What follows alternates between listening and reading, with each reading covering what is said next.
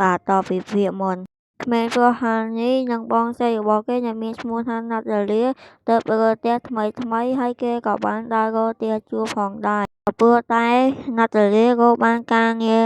ផងនិងបានផ្ទះជួលផងម្ចាស់ផ្ទះបានឲ្យកូនសោទៅបងប្អូនទាំងពីរមិនចាំយូរ Harry បានមកដល់កន្លែងលក់ហ្គេមរបស់ Harry ជាហេតុដែលពួកគេបានស្គាល់គ្នាបន្ទាប់មក Harry បានធ្វើដំណើរសាលារៀនថ្មីរបស់ខ្លួនជាសិស្សថ្មី Harry ត្រូវបានគេឌឺដងជាខ្លាំង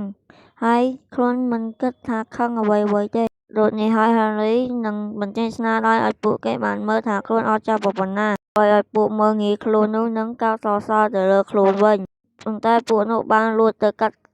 ខ្សែឧបករណ៍របស់ Harry ហើយបណ្ដាលឲ្យការពិសោធន៍របស់ Harry ទទួលមិនជោគជ័យទេថែមទាំងឧបករណ៍នោះបានទៅផ្លាញរូបចម្លាក់របស់រូបរោងចក្រផលិតនំចិត្តនោះ Harry ត្រូវបាននាយកសាលាហៅខ្លួនឲ្យហៅឪពុកម្ដាយរបស់ Harry មកដើម្បីមកជួបគាត់ទៀតផងដោយមិនចង់ឲ្យបងស្រីដឹងគេក៏បានហៅ Garrett មកធ្វើជាលោកពូរបស់ខ្លួនដើម្បីមកជួបនាយក Harry បានដើរមកដល់ហាងរបស់ខ្លួនម្ដងនេះគេក៏បានយកឧបករណ៍នោះផ្គុំគ្នាជាហេតុឲ្យពួកគេបានមកដល់កន្លែងជិះរ៉ែនេះចំណែកឯណាតាលីនាងភ័យពីប្អូនណាស់ហើយក៏បានហៅមិត្តភក្តិរបស់នាងដោនក៏បានយកទូរស័ព្ទរបស់ណាតាលីដើម្បីចាប់ GPS របស់ Harry ពួកនាងក៏បានឃើញ Harry កំពុងតែបើកក្លោងទ្វារទៅ Overworld គេពិតជាចំណែកចិត្តនិងឆ្ងល់ខ្លាំងណាស់ថានេះគឺជាអ្វីចំណែកមុខរសានាងក៏ទទួលដឹងឮថា Leo បានត្រឡប់មក Overworld វិញក៏បានបញ្ជូនឲ្យ Steam ទុកវាឲ្យនាងវិញបើមិនចឹងទេនាងនឹងស៊ីឆ្កែរបស់ Steam ពេលនោះ Steam ហេតុតែស្រឡាញ់ឆ្កែខ្លាំងពេកក៏បានអូខេត្រឡប់មកខាងខ្ញុំ Harry ដែលនៅពេលដែលចង់ត្រឡប់ទៅភពរបស់ខ្លួនវិញមេឃក៏ចាប់ផ្ដើមយប់និងមានខ្មោចឆ្អឹងមកដេញបាញ់នាងជាច្រើនពួកគេបានរត់ភ័យសន្សោះហើយក៏បានរត់តណែងលំពេញនឹងHarry វិញរត់បុកដើមឈើមួយទំហឹងហើយក៏បានបែកដើមឈើនោះហើយគេក៏បានយកដើមឈើនោះទៅផ្គុំធ្វើជារនាំងឬក៏ផ្ទះហើយខ្ញុំមិនសូវដឹងទេហើយក៏បានចេញជាបន្ទាយពេលនោះពួកគេផ្គុំបានសម្រេចហើយមេឃក៏ចាប់ផ្ដើមយប់ពេលនោះ Garrett ក៏បានចេញមកហើយក៏បានឃើញសត្វអ្វីម្ដងហើយគេក៏បានវាយសត្វនោះតែដូចលក្ខណៈវាមិនឈឺសោះហើយសត្វនោះក៏មានចេញភ្លើងហើយក៏បានផ្ទុះធ្វើឲ្យ Garrett ភ័យជាងខ្លាំងរហូតដល់ឃើញ Leo ដែល Harry បានធ្លាក់ពេលនោះសត្វរសៀលបានធ្វើឲ្យដុំ Leo បែកស្រទាប់ខាងក្រៅហើយក៏បានធំនោះក៏បានរត់ទៅវិញពេលនោះមានស៊ុំប៊ីមកចាប់ Leo ច្រើនខ្លាំងណាស់ពេលនោះស៊ុំប៊ីបានមកហើយគឺភើក៏បានផ្ទុះហើយក៏បានឡើងលើប្រាសាទវិញស្រាប់តែស៊ុំប៊ីហើយនឹងស្រាប់តែ Steam បានមកជួយអ្នកទាំង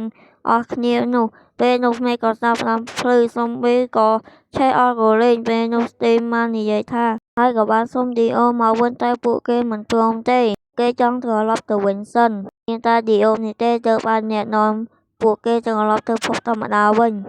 ពួកគេមិនអាចទៅវិញបានទេដោយសារតែCrystal ដែលជាចំណុចរបស់ Leo នោះបានបែកខ្សែទៅហើយអញ្ចឹងបានថ្មីតពួកគេទៅកាន់ភូមិ Villager អ្នកលេងហ្គេមក៏ស្គាល់ហើយត្រឡប់មកខាងពួកជួបនេះវិញតែដឹងថា Steve មានលំនាំក្បត់ពួកវាក៏ខឹងជាខ្លាំងបានបញ្ជូនកងទ័ពជួបជាច្រើនឲ្យមកតាម Steam នឹងទៅចាប់ Steam និងនាំយក Leo មកវិញមុននឹងទៅនាងក៏បានបង្កទឹកថ្នាំឲ្យអាទូកផតនេះផឹកងាកមកខាងក្រុមទូកប្រុសយើងម្ដងទៀតតាមផ្លូវនេះដែរ